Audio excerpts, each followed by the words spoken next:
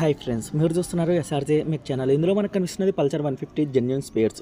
ఇక్కడ నేను air filter అయితే ఓపెన్ చేస్తాను, మీరైతే గమనించండి. పూర్తిగా బ్లాక్ అయిపోయింది ఎయిర్ ఫిల్టర్ అయితే.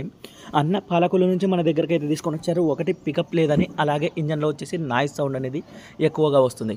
కాబట్టి దీనికి కావాల్సిన స్పేర్స్ మొత్తం అయితే మనం అయితే తీసుకొని వచ్చాము. ఎక్కువగా పల్సర్ బైక్లలో నాయిస్ సౌండ్ అనేది విపరీతంగా అయితే వస్తూ ఉంటుంది.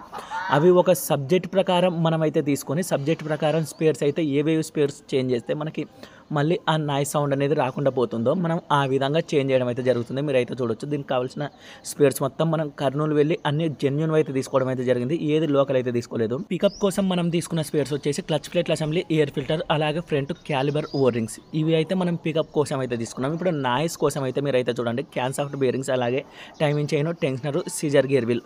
మనం ఇవి నాయిస్ సౌండ్ ఉంది కాబట్టి వీటిని అయితే చేంజ్ చేయడం అయితే జరుగుతుంది. ఎక్కువగా క్యాన్ సాఫ్ట్ బేరింగ్స్ అయితే చిన్న బేరింగ్ అయితే పోతూ ఉంటుందని చాలా బైక్లకు అయితే చెప్పాను. ఈ వారంలోనే మనం ఈ పల్సర్ వెహికల్కి ఒక 10 వరకు అయితే ఇదే ప్రాబ్లంతో మన దగ్గరికి అయితే వచ్చాయి. యూట్యూబ్ ఛానల్లో చూసి అన్నిటికీ అయితే ఇదే విధంగా అయితే చేయడం అయితే జరిగింది. మొత్తం పైన మనం నీట్గా క్లీన్ చేసుకొని ఓపెన్ చేసాం కాబట్టి ఫిట్టింగ్ చేయడం అయితే జరుగుతుంది.